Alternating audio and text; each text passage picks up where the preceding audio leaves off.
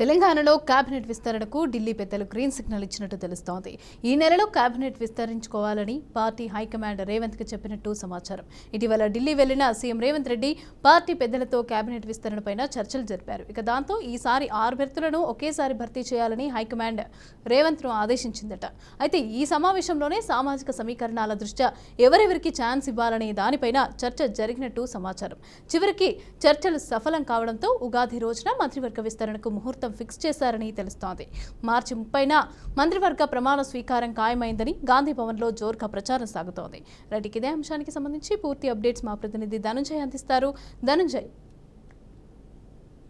Thank you Mamata. ప్రస్తుతం తెలంగాణ రాష్ట్ర రాజకీయాల్లో చూస్తుంటే మనకు వారి వేడిగా కొనసాగుతున్నాయి. ఎందుకంటే మంత్రిగా విస్తరణ ముహూర్తం ఖరారు అవడంతో ఇక్కడ ఆశావాల్లో మాత్రం ఉత్కంఠ నెలకొంది. ఇంకా గత కొన్ని రోజులుగా ఏడాదిన్నర పాటు ప్రభుత్వం ఏర్పడిన తర్వాత ఇంతవరకు మంత్రి విస్తరణ జరగలేదు. ఈ పరిస్థితుల్లో ఇటీవల అనేక పర్యాయాలు ముఖ్యమంత్రి రేవంత్ రెడ్డి ఢిల్లీ పర్యటనలో ఈ మంత్రిగా విస్తరణపై హైకమాండ్ కు చెప్పడం జరిగింది. ఈ పరిస్థితుల్లోనే ఈ నెల 30న ఉగాది కారణంగా మంత్రివర్గ విస్తరణ జరుగుతుందని చెప్పేసి ప్రాథమికంగా తెలుస్తుంది. ఇప్పటికే గాంధీ భవన్ లో జోరుగా ఒకవైపు చర్చలు సైతం జరుగుతున్నాయి. ఎందుకంటే ఉమ్మడి రంగారెడ్డితో పాటు హైదరాబాద్, నిజామాబాద్ జిల్లాతో పాటు హైదరాబాద్ జిల్లా ఇప్పటివరకు మొదటి విడతలో ఇక్కడ మనకు మంత్రివర్గ విస్తరణలో చోటు దక్కలేదు. దీంతో భాగంగానే దాంతో జిల్లాల్లో తొలి ప్రాధాన్యత ఇస్తారని చెప్పేసి ఇప్పటికే ఒకవైపు స్థానిక ఆశావాహులు మాత్రం ఎదురు చూస్తున్న పరిస్థితి చూస్తున్నాం. ఈ రకంగా ప్రస్తుతం మారిన రాజకీయ పరిస్థితులతో పాటు అనేక ఆశావాహులు దీంట్లో ఉన్నారు. దీంట్లో భాగంగా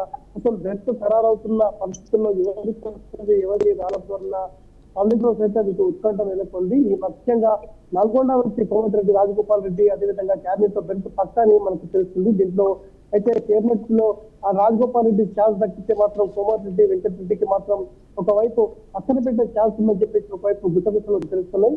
మరోవైపు నల్గొండ నేతలకు జోడు పదవులు ఉండడం గతంలో ఉన్న పరిస్థితి ఈసారి తలెత్తితే దీంట్లో ఒకరికి బెర్త్ నుంచి తీసేస్తారని చెప్పేసి ఒకవైపు ప్రచారం జరుగుతున్న పరిస్థితి చూస్తుంది. ఉమ్మడి మహబూబ్ నగర్ సైతం అదే పరిస్థితి నెలకొంది. ఎందుకంటే పక్షాల ఎమ్మెల్యే వాకిటి శ్రీనివాస్ శ్రీహరికి మాత్రం క్యాబినెట్ బర్త్ ఖాయమని చెప్పొచ్చు. ఎందుకంటే అత్యంత టార్గెట్ అత్యంత సన్నిహితుడు కావడం, ఒక ముద్రా సామాజిక వర్గానికి చెందిన వాడు కావడం, ఏఎస్సీ ప్రతినిధులు అదేవిధంగా మల్లికార్జున ఖార్గేకు అత్యంత సన్నిహితుడు కావడంతో ఆయనకు తప్పనిసరిగా ఈ బెర్తులు వస్తాయని చెప్పేసి ఆయన తీవ్రంగానే కోరుతున్నారు. మరోవైపు చూస్తుంటే మైనార్టీ కోటాలో మాత్రం ఇక్కడ తీవ్రంగానే ప్రయత్నాలు సైతం జరుగుతున్నాయి. ఎందుకంటే అమీర్ ఖాళీ ఖాన్ తో పాటు ఫిరోజ్ ఖాన్ షెడ్యూల్ పేరు మాత్రం ప్రముఖంగా వినిపిస్తున్న పరిస్థితి మనం చూస్తున్నాం. ఏ విధంగా చూస్తున్నాం తాజాగా కొత్తగా చూస్తుంటే మనకు రాష్ట్ర రాజకీయాల్లో సమీకరణ మార్పు చోటు చేస్తున్న దృష్ట్యా ఇక్కడ కొత్తగా ఎమ్మెల్సీలు సైతం మనకు మొన్న దీంట్లో అద్దెకి డైరెక్టర్ విజయశాంతికి చోటు దక్కింది. వీరిలో నుంచి విజయశాంతి మంత్రివర్గం తీసుకుంటానని చెప్పేసి పెద్ద ఎత్తున టాక్ ఆమె మంత్రివర్గం తీసుకుంటా వైపు ఇస్తారని చెప్పేసి ఇప్పటికే గత ఎమ్మెల్సీగా ఎన్నికల నుంచి ఇప్పటివరకు ప్రచారం జోరుగా సాగుతున్న పరిస్థితి మనం చూస్తున్నాం. ఈ విధంగా ఇప్పటికే ఆదిలాబాద్ జిల్లా నుంచి సైతం ఇద్దరు పోటీ పడుతున్న పరిస్థితి మనం చూస్తున్నాం. అందులో భాగంగానే ఒకరినొకరు మంత్రివర్గం ఖాయమని చెప్తున్న పరిస్థితి మనం చూస్తున్నాం. ఏ విధంగా చూస్తా గంట వివేక్ సోదరులు సైతం పోటీ పడుతున్న పరిస్థితుల్లో అసలు మంత్రివర్గంలో స్థానం ఎవరికి దక్కుతుందో అని మాత్రం ఇది సీక్రెట్ గా మారుతుంది. ఇప్పటికే ముఖ్యమంత్రి రేవంత్ రెడ్డి సమావేశంలో సైతం చేస్తున్నారు సీరియస్ గా. ఎందుకంటే ఈసారి మంత్రివర్గ విస్తరణలో కీలక మార్పులు ఉంటాయని చెప్పేసి గతంలో పలుమార్లు చెప్పడంతో అటు ఆశావాహుల్లో మాత్రం ఉత్కంఠ నెలకొంది. ఎందుకంటే తను పనిచేసే వారికి తప్పనిసరిగా మంత్రివర్గం చెప్పేసి చెప్పడం. ఈ విధంగా 30న ఏదైతే ఉగాది కారణంగా మనకు మంత్రివర్గం విస్తరణ జరుగుతుంది చెప్పేసి ఇటు హైకమాండ్ సైతం చెప్పడంతో ఇటు ఆశావాహుల్లో మాత్రం ఉత్కంఠ నెలకొని చెప్పొచ్చు.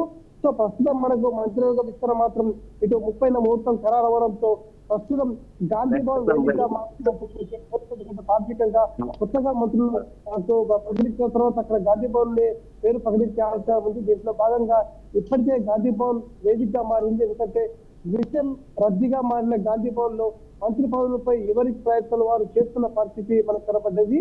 ప్రస్తుతం ఎన్నికైన వారిని నేను ఉంటే నేనే అన్న రీతిలో ఈరోజు జోరుగానే మనతో ప్రచారం జరుగుతున్న పరిస్థితి మనం చూస్తున్నాం అంతా. Right, thank you Dhananjay.